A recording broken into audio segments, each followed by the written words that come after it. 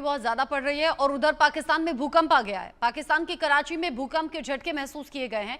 Richter scale पर यह तीव्रता 4.4 मापी गई है। भूकंप से दहशत में लोग हैं, घरों से बाहर निकल आए हैं। जब जब भूकंप होता है तब तब लोग घरों से बाहर निकल भी आते हैं इस एहतियात के साथ, इस सावधानी के साथ में कि अगर भूकंप तेजी से आता है, अगर सपोज बिल्डिंग्स गिरती हैं या उसके नीचे कहीं दबने का खतरा ना हो तो लोग खुले मैदान की तरफ जाते हैं, भागते हैं। हालांकि 4.4 तीव्रता का ये भूकंप है। अभी तक कोई बड़े नुकसान की खबर नहीं मिल रही है। पाकिस्तान से ये खबर सामने आई है जहां पर भूकंप के झटके महसूस किए गए। रिक्टर स्केल पर 4.4 मापी गई है भूकंप की तीव्रता। जैसे ही लोगों ने भूकंप के इस झटके को महसूस किया, कराची में ये भूकंप आया है, लोग अपने घरों से बाहर निकलने लगे और सावधानी बरतने की अपील अपने आसपास के लोगों से करने लगे। यानी कि कुछ लोग बाहर निकल आए, कुछ लोगों को इन्फॉर्म किया गया कि भूकंप आ गया है, घर से बाहर निकल आओ। भूकंप के झटकों से पाकिस्तान दहला हुआ है। हम देख रहे हैं पिछले कुछ महीनों में दुनिया के अलग अलग हिस्सों में भूकंप आया और अब कई जगह तो बड़ी तबाही भी आई है। ऐसे में अब पाकिस्तान के कराची से भूकंप के झटकों की खबर है। रिक्टर स्केल पर 4.4 इस भूकंप की तीव्रता मापी गई।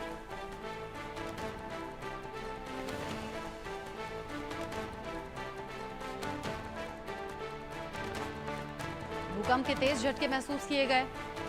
4.4 ये भूकंप की तीव्रता बताई जा रही है। मेरे साथ में सीनियर कोलीग अजय जांडियाल जुड़ गए हैं ज्यादा अपडेट के साथ।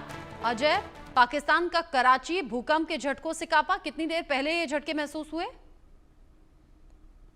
देखिए, बिल्कुल आपको बता दूं कि लगभग आधा घंटा पहले जो है एक बार फिर से भूकंप के झटके कराची में देखे गए हैं।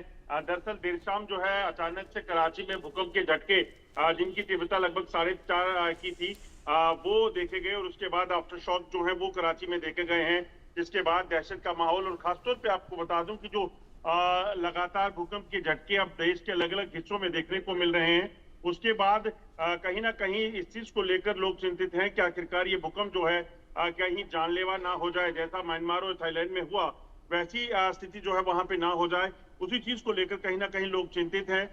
मगर लोगों को बार बार हिदायतें जो है वो दी जा रही हैं कि लोग जो है वो अपना ख्याल रखें, ऊंची बिल्डिंग्स के पास ना रहें और किसी भी तरह से उनको कोई नुकसान ना हो जाए, इस चीज का उन्हें ध्यान रखना है। इसलिए कभी भी भूकंप आए तो वो घरों से निकलकर बाहर मैदान में पहुंच जाएं। तो यही जो लगातार वार्निंग्स हैं उसी को अडॉप्ट करके लोग अभी तक चल रहे हैं। मगर यकीनन एक चिंता का विषय इस वक्त लोगों के लिए बना हुआ है।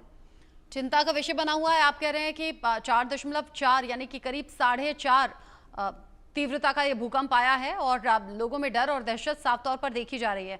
अगर तेज भूकंप के झटके आते हैं अजय, उसके बाद में आफ्टर शॉक्स कुछ कम तीव्रता के महसूस होते हैं। अगर सपोज 4.4 तीव्रता के भूकंप आए हैं तो आफ्टर शॉक्स कैसे कम तीव्रता के रहे हैं?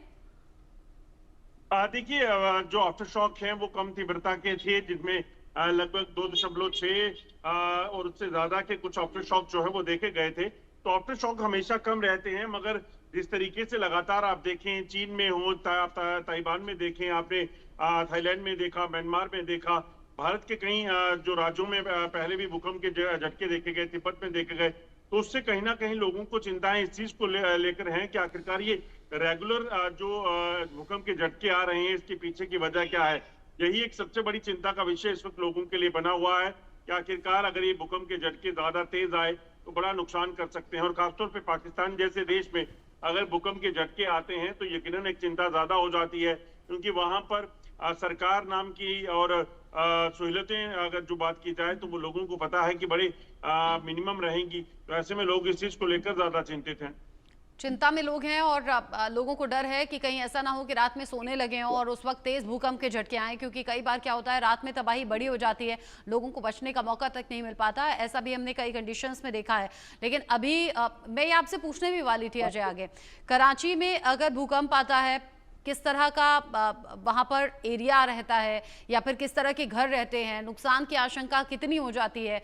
4.4 की तीव्रता वहां के हिसाब से कैसी है? देखिए, ज्यादातर जो हाई राइज बिल्डिंग रहती हैं और खासतौर पे जो पुरानी बिल्डिंग्स हैं उनमें खतरा ज्यादा रहता है। हालांकि ये ऐसा नहीं है कि बहुत ज्यादा हाई राइज बिल्डिंग जो है वहां पे हैं, मगर यकीनन जो भी बिल्डिंग्स हैं वो पुरानी हैं वो कहीं ना कहीं खतरे की घंटी उनके लिए होती है।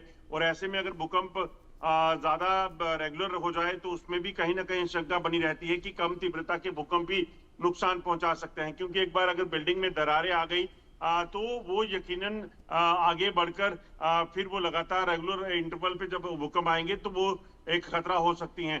तो उस चीज को लेकर लोगों की चिंताएं जरूर हैं, मगर जैसा मैंने कहा कि प्रशासन की तरफ से जो एक एसओपी रहती है दुनिया भर में एक ही, कि जब भी भूकंप आए या भागे ना, ऊंची बिल्डिंग्स हो या फिर पहाड़ी इलाका जहाँ पे लैंडस्लाइड का खतरा हो, स्नो एवलांच का खतरा हो, ऐसे इलाकों से थोड़ा दूर रहिए ताकि आप किसी तरह की जो त्रासदी का शिकार ना हो जाए।